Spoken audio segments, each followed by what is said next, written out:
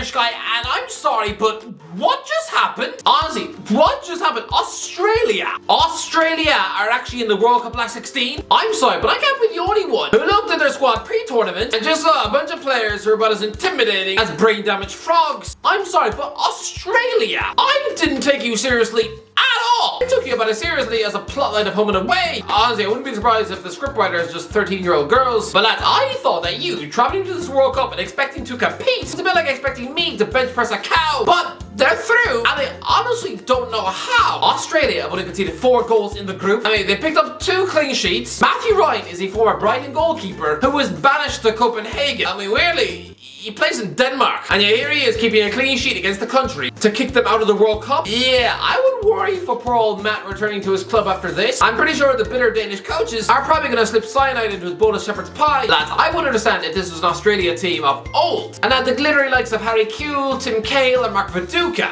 But they've got none of that. Their huge marquee superstar is Aaron Moy, a former Huddersfield Town midfielder who since went and sold out for bags of Chinese cash, and is now just stumbling about in Celtic's midfield, looking about as fit as an asthmatic pig. His midfield partner is Jackson Irvine, a 29-year-old neckbeard who 2 years ago was released by Hull. I mean, he currently plays for the hipster motherlord St. Pauli in the German second tier. I'm sorry, but they're up against midfielders like Pierre-Emile Højbjerg and Christian Eriksen. The latter two should have danced around them as if their legs were made of apple crumble. I still honestly don't have a clue what just happened here. I mean, the guy stuffed up front who Australia were counting on for goals to advance them in the World Cup is someone called Mitchell Duke, 31 years old, and honestly has the weirdest CV known to mankind. I mean, there's a guy who played for world giants like Parramatta Eagles and Blacktown City FC. Yeah, I mean, they sound less like football clubs and more like 2-star burger joints. I mean, he also spent 3 years at Shimizu S-Pulse in the Japanese second tier, was briefly at Al Tawun, Saudi Arabia, and currently plays for Fegiono Aokiyama. Again, back in the Japan second tier. Bringing that sort of CV to a World Cup, I'm surprised he wasn't laughed out of the airport at Passport Control. Okay, that's a quick interruption to let you know this video is sponsored by Manscaped. Now lads, I mean, it's nearly Christmas time, right? And yes, I know that right now Santa Claus is probably begging Rudolph for a kiss, but this guy, he also cares about his sack. And I know you probably don't want to hear that, me telling you about whether an old man shaves himself or not. No! I mean, forget the naughty list. If he's shaving his pubes on your couch, I think he's getting put on a very different type of list. But I'm sorry, if that is too graphic a description for you, then I'm sorry, but it's the truth. And lads, you should care too. Lads, the Manscaped Performance Package 4.0 has you covered. Inside this package, you'll find the Lawnmower 4.0 trimmer, Weed Whacker ear and nose hair trimmer, Crop Preserver ball deodorant, Crop Reviver toner, Performance Boxer briefs, and lads, the Lawnmower 4.0 trimmer features a cutting-edge ceramic blade to help reduce grooming accidents so you don't bleed all over the sink. Honestly, you don't want your bathroom looking like a scene out of Psycho. It's got a 7,000 RPM motor, a new multifunction on and off switch, and it gives you the ability to turn the 4000K LED spotlight on and off, and again, waterproof. Although, yeah, please don't shave your chest in a pond. Again, you'll make the elderly neighbors vomit in their soup. Anyway, Manscaped are giving everyone who watches this video a huge 20% off plus free shipping when you use the code irishguy20 at checkout. So, link in the description. Go now! Anyway, back in the video. I mean, this is the guy who scored that backward header against Tunisia in what was probably the greatest moment of his life. And yes, probably better than his wedding day, but still, this guy's talent has no right to be at such a major tournament. Honestly, I mean, comparing him to Mark Viduka is like comparing a chunk of seagull poo to a plate of sirloin steak. But Denmark, hang your head in shame. This is a team who I tipped to win the group, and not just me, everyone did. After their brilliant Euro 2020, everyone thought they would come into this tournament and do bits. But I mean, despite utterly ripping qualification to pieces, despite beating France twice since June, they've now exited this tournament, bottom of the group, and with just one sad and lonely goal to their name. That's how can Denmark, I mean, people's dark horses, and yet now they're leaving Qatar without scoring a single goal with their feet?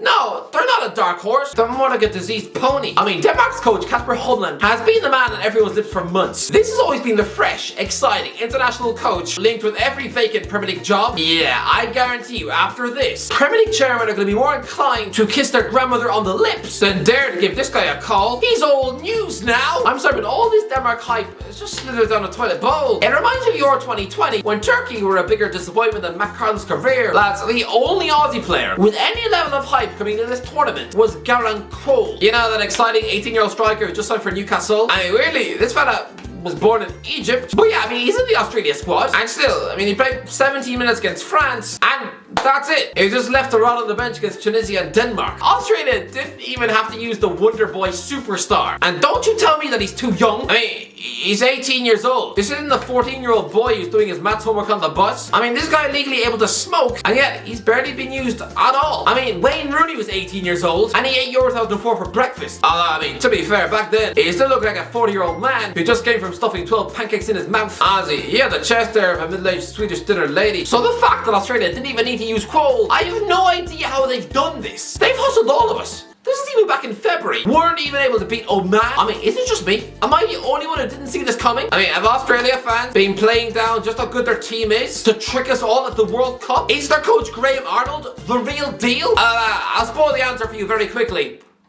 No. So please don't give Arnold the same irrational hype that you gave Humland after Euro 2020. Arnold is not some fresh, new, exciting young coach. No, next year he turns 60 years of age. I'm sorry, but I'm pretty sure managers don't get discovered at 59. I mean, Griswold, this guy was essentially managed Australia for most of his adult life. 6 years as assistant coach, then a year as caretaker boss, then another 2 years as assistant, then there was 3 years coaching Australia under 23s, whilst also coaching the senior team at the same time. The man has got Australia running through his blood, but lads, I don't want to see this guy soon linked with the vacant Everton job. I mean, he's a former coach of Sydney FC, alright? Just leave it at that. But I think the real brains behind this Aussie operation is Rennie Mullen-Stein. Here's the sprinkling of tactical magic. I mean, he's a 58-year-old Dutch assistant coach who just happened to spend 10 years working at Manchester United when they were good. I mean, he's a Champions League winning coach. I mean, to be fair, he also spent most of the 90s coaching the Qatar under-18s. So the fact he's now on a coaching staff in their country, it probably all feels very weird. I feel like sharing a bath with your sister. But honestly, I mean, we all thought that this guy had utterly disappeared from the map after failing as manager of Fulham in 2013, right? I mean, sure, getting sacked after 2 months sort of ate his dignity and reputation on toast. But I reckon this level of Australian organisation and discipline, this absolute miracle job, don't you tell me that it's not down to a guy who spent a decade, nearly a sixth of his life, learning from Sir Alex Ferguson. Honestly, fair play, Rennie. So honestly, Australia lads, this is an apology. I'm sorry,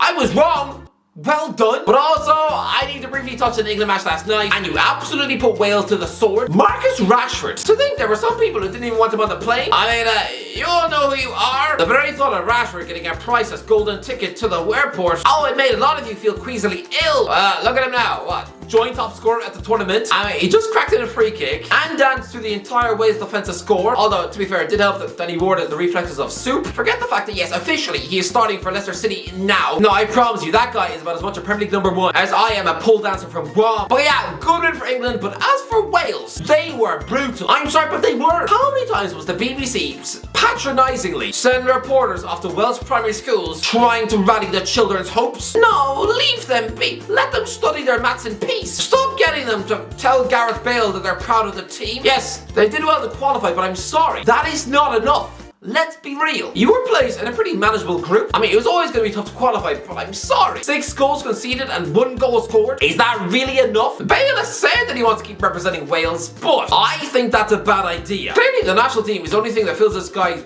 eyes with pride and passion for the sport. But do we really want to see this shadow of Gareth Bale moping around the pitch for Wales until he's 40 years of age? Do we really want to hear fat mechanics from Swansea in 3 years' time calling for Bales to be dropped? Is that how we want to remember him?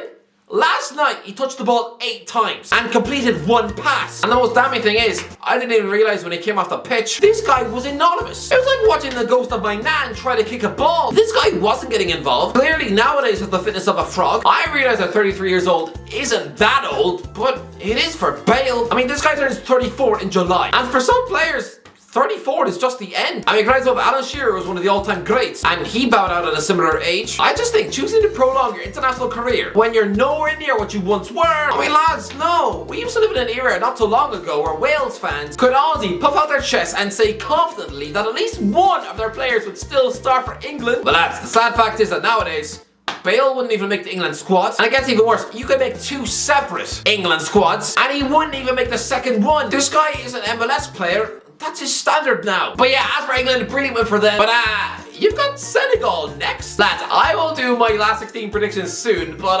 oh lads, that game is going to be interesting. Honestly, Chelsea fans right now having to pray for howlers from Mendy and Koulibaly, that must be a weird feeling. I've been like hoping that your granddad falls down the stairs. But honestly lads, tune into my last 16 prediction. It's gonna be a weird one. But anyway, I'm just gonna wrap up this video by saying to Australia, well done. I did not see this coming.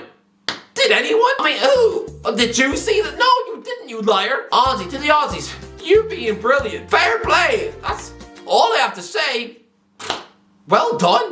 Anyway, that's what do you think? Let me know in the comment section below. What do you think? Or let me know what do you think of Australia qualifying and Denmark going out. Let me know in the comments. If you enjoyed the video, don't forget to like, share, subscribe, and as always, I'll talk to you in a while.